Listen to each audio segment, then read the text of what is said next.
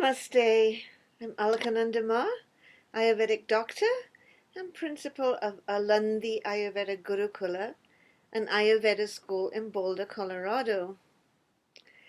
I'd like to take a few moments today to look at what Ayurveda says about pandemics and how to protect ourselves. That's because the pandemic is not over, whatever some people may say. This amazing information is found in the ancient text Charak Samhita, and for those of you who are interested, it's Vimanasthan, chapter 3. First of all, Charak is really clear about the role that climate change and environmental degradation has in creating the unfavorable conditions that can lead to epidemics. He points out that abnormalities in the seasons and damage to the environment will impact the effectiveness of herbal remedies, and asks us to plan ahead so we're well supplied and prepared for these eventualities. An actual Iron Age pandemic preparedness plan. Would you believe it? Then he looks at the important question we've often asked in the last 2 years. When people differ in their constitution, diet, and lifestyle, how come they can all fall prey to the same disease? The explanation, according to Charak, is quite simple. While we all differ in so many ways, yet we share a common place and time, breathe the same air, and drink the same water. Place, time, air, and water are the causative factors of pandemics. We live in a time in history when a new virus has been unleashed upon the entire world.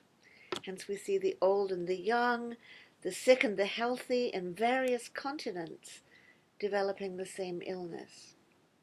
While water is a vehicle for some epidemics, cholera being an example, air is listed by Charak as the most important vehicle for pandemics, and prevention is recommended over attempts at cure.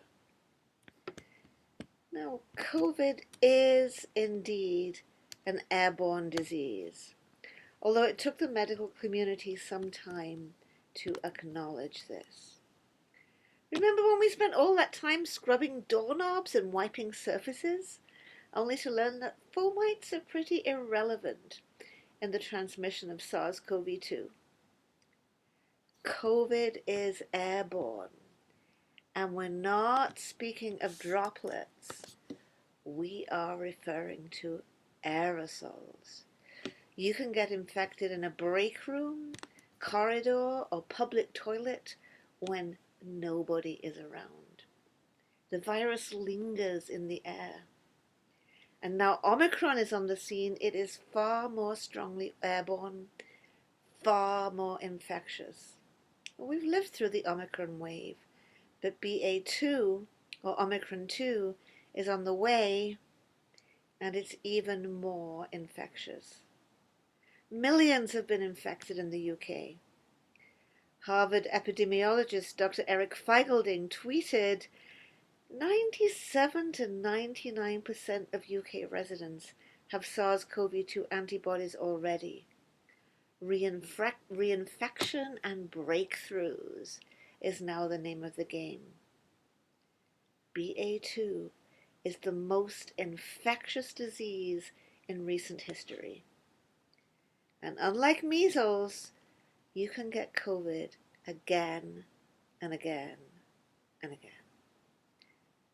So with most public health mandates over, how can you protect yourself from a highly contagious airborne virus? I, like most doctors and public health experts, do consider that getting vaccinated and boosted is a part, not the whole, but a part of the solution for society, for your personal safety, and to protect others. I know that's not a popular position in the yoga and Ayurveda community. But anyway, vaccinated or not, please don't just get back to business as usual. Don't stress test your vaccine by exposing yourself. You could become a vehicle for another variant that does not respond to the vaccine. So here are simple ways you can protect yourself and others. Wear a good mask, that's an N95, KN95 or equivalent, whenever you're indoors with other people. Even if there's nobody around, such as in the toilet, you still need to wear your mask because aerosols linger. Require visitors to your home to wear a good mask. Keep HEPA air purifiers running in your home or place of business, and keep them running for 30 minutes after everyone has left before you unmask. Ask your workplace to install a whole building air purification system. It's getting warmer. Open windows and keep spaces ventilated.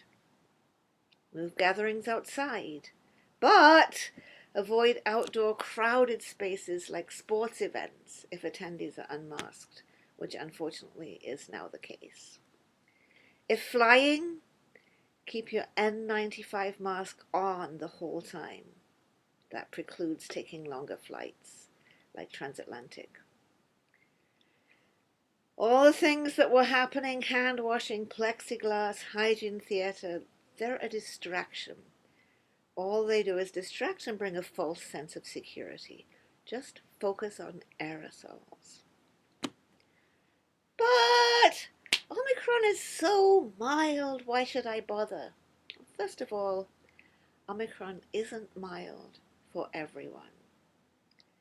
The R0 of BA12 is the R0 of BA2 is a staggering 12, meaning each infected person will infect 12 others.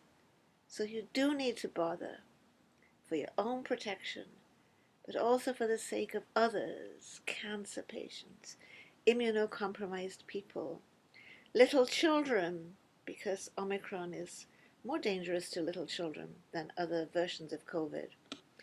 In subsequent videos, we'll explain in more detail why you don't want to get COVID or have another bout of it, and then how Ayurveda can help those who are suffering with long COVID.